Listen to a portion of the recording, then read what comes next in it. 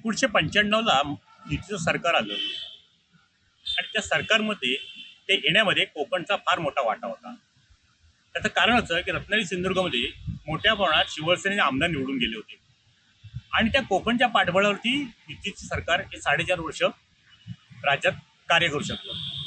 नंतरच्या काळामध्ये आता 2022ला एकनाथ शिंदेनी बंड केलं आणि त्यांनी आपल्यासोबत 40 आमदार घेऊन सरकार स्थापन केलं आणि त्यानंतर जी मूळ सेना होती म्हणजे शिवसेना म्हणून बाळासाहेब ठाकरे यांच्या विचारधारेला मानणारी आणि पक्ष उद्धव ठाकरेंची शिवसेना होती, त्या शिवसेनेला हे कोकणात जोरदार धक्के बसायला लागले. आता दापोली मंडणगडचे माजी आमदार संजय कदम हे सुद्धा आता शिवसेनेच्या वाटेवर आहेत अशी चर्चा कालपासून सुरू झाली आणि काही चर्चेतून त्यांचा मुहूर्त सुद्धा ठरलाय 13 मार्च रोजी. मुळात संजय कदम हे शिवसैनिक 2007ला ते जिल्हा परिषद सदस्य असताना त्यांनी जिल्हा परिषद उपाध्यक्षपद भोगलेलं आहे, सभापतीपद भूषवलेलं आहे. त्यावेळेला एक किरकोळ जिल्हा परिषदच्या अध्यक्षपदाचा वाद झाला. सूर्यकांत दळवींचा आग्रह होता स्मिता जावकरांसाठी, तर संजय कदम आणि ह्या सगळ्या मंडळींचा आग्रह होता दीप्ती शेलारसाठी, कारण दीप्ती शेलार ह्या सदस्या त्यावेळेला विक्रमी मताने निवडून आल्या होत्या आणि हे कुठंतरी वरच्या मातोश्रीवरनं आदेश आले आणि कुठंतरी संजय रावांच्या निर्णयाच्या विरोधात निर्णय घेतला गेला आणि त्यानंतर त्यांनी काही काळात शिवसेना सोडली आणि राष्ट्रवादी काँग्रेसमध्ये गेले. 2014 त्यांनी पहिली निवडणूक राष्ट्रवादी काँग्रेसच्या तिकीटावर लढवली, घड्याळ चिन्हावरती निवडून आले आणि अतिशय ग्रासरूटचा कार्यकर्ता, तळागाळातल्या लोकांपर्यंत पोहोचणारा कार्यकर्ता, आक्रमक, अभ्यासू आणि सर्वसामान्यामध्ये मिसळणारे असे संजयराव कदमांची एकंदरीत कार्यपद्धत. आता एकनाथ शिंदे आणि देवेंद्र फडणवीस यांच्यात कुठं सूत जमत नाही अशा चर्चा सुरू झालेल्या आहेत. खरं खोटं देव जाणे, पण एकंदरीत त्यांच्या माजी मंत्र्यांच्या चालू असलेल्या कारभाराची चौकशी असेल किंवा काही निर्णयाच्या विरोधात फडणवीसांनी घेतलेले निर्णय असतील, एकंदरीत एकनाथ शिंदेंना उपमुख्यमंत्र्यांना तो वाटायला लागले की कुठेतरी आपला हक्काचं एखादे काहीतरी बालेकिल्ले असावेत आणि त्या दृष्टीने त्यांनी कोकण हेरलेलं दिसतंय.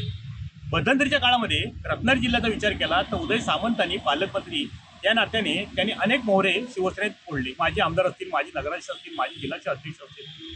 भैया सामंतांनी लांजा राजापूरला तेच केलं.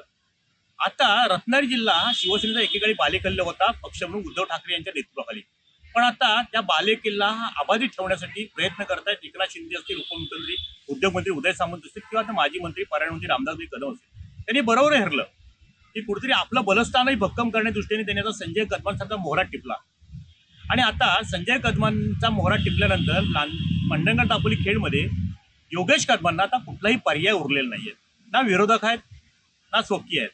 त्यामुळे येत्या काळात जिल्हा परिषद निवडणूक असेल, पंचायत समिती निवडणूक असेल किंवा नगरपालिका असेल, कुठेतरी स्वतःचं अस्तित्व, स्वतःचं एक प्रस्थान बसावं या हेतूने संजय कदमांच्या प्रवेशाच्या चर्चा व्हायला लागल्यात. आता संजय कदमांना प्रवेशाच्या चर्चेतून संजय कदमांना काय मिळेल हा नंतरचा भाग आहे, परंतु आता कुठेतरी एकनाथ शिंदेनी कोणत्याही परिस्थितीमध्ये भाजपला डॅमेज करण्यासाठी नव्हे तर भाजपला कुठेतरी आपल्या तोडीने त्यांना प्रत्युत्तर देण्याच्या हेतूने म्हणा कुठेतरी त्यांनी तो निर्णय घेतलाय आणि त्यामुळे कोकण पुन्हा एकदा एकनाथ शिंदेच्या नेतृत्वाखाली भक्कम करण्याचा निर्णय घेतलाय आणि त्याची सुरुवात दक्षिणेतून झाली होती. आता त्याची सुरुवात पुन्हा उत्तरेतून होते सध्या संजय कदमांच्या पक्षप्रवेशामुळे. एकंदरीत काय तर एकनाथ शिंदेनी कोकण हे केंद्रस्थानी मानून संघटना वाढीसाठी भर देताना कुठंतरी भाजप जे त्यांना कुठे चेकमेट करते त्याला सुद्धा हे उत्तर असावं असं म्हणावं लागेल.